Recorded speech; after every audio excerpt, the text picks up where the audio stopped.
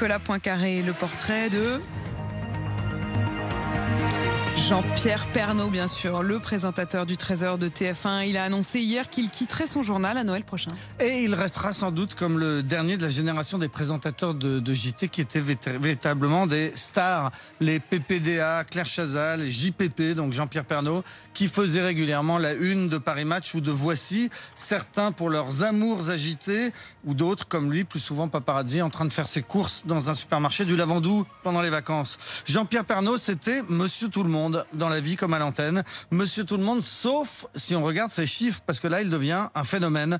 Il a battu tous les records, 32 ans à l'antenne, 8000 JT, mais surtout des audiences stratosphériques, entre 6 et 7 millions de téléspectateurs tous les jours pendant des années, pratiquement 50% de part de marché, presque autant que le soir à 20h, record de France de l'audimat et même record d'Europe.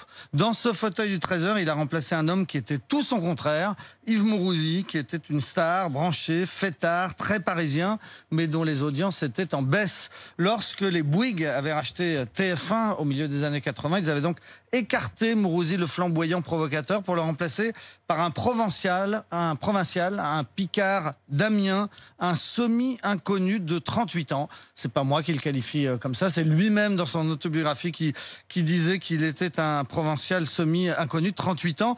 En apprenant cette nomination, Le Figaro avait titré Jean-Pierre qui ?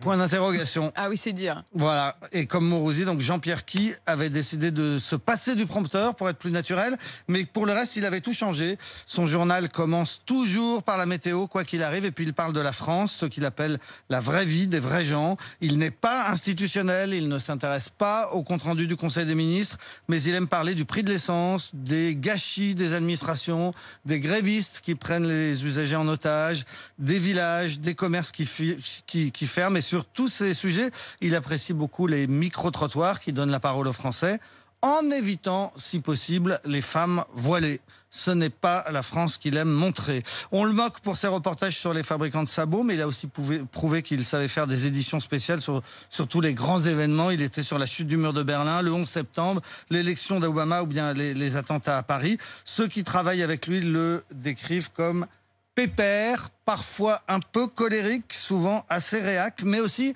comme un journaliste qui a beaucoup de pif. À 70 ans, il va donc se retirer juste avant les vacances de Noël et c'est lui qui a choisi de partir, ce qui est très rare dans ce métier. Et il s'est adressé directement à tous ses téléspectateurs hier dans un message vraiment assez direct. Même assez émouvant, en fait, assez franc. C'est évidemment une page qui se tourne. Merci beaucoup.